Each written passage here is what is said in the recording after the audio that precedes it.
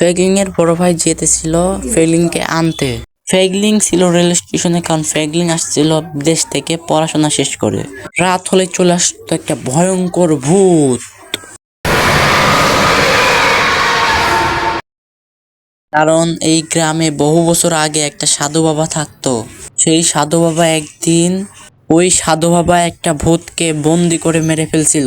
আর যে ভূতটাকে মেরে ফেলছিল ওই ভূতটাই হলো এই ভূতটার ভাই। সেই জন্য প্রতিদিন এই ভূতটা রাত্রে প্রতিশোধ নেওয়ার জন্য বের হয়। সেজন্য ফ্যাগলিং এর বড় ভাই চাল করে গাড়ি চালাতেছিল, কারণ রাত হলেই এই ভূতটা চলে আসবে। আর ফ্যাগলিং এর ট্রেনটা চলে আসে। ফ্যাগলিং ট্রেন থেকে নেমে তার বড় ভাইকে খুঁজতে থাকে, কারণ তার বড় ভাইয়ের এখনই আসার কথা। আর বলে রাখা ভালো, ফ্যাগলিং এর বড় ভাইয়ের গাড়ি রাস্তায় খারাপ হয়ে যাওয়ার কারণে ফ্যাগলিং এর বড় ভাই আসতে পারেনি। আর এদিকে ফ্যাগলিং এর অনেক ভয় লাগতেছিল, কারণ তার বড় ভাই এখন পর্যন্ত আসেনি। আর যে গ্রামে ওই ভূতটা হয়েছে, এই গ্রামের পাশেই এই রেল স্টেশন। এই রেল স্টেশনের আশেপাশেই ওই ভূতটা থাকে আর ঘোরাফেরা করে। ফ্যাগলিং এর ভয় লাগতেছিল, তাই ফ্যাগলিং একটু সামনে যায় দাঁড়াইলো।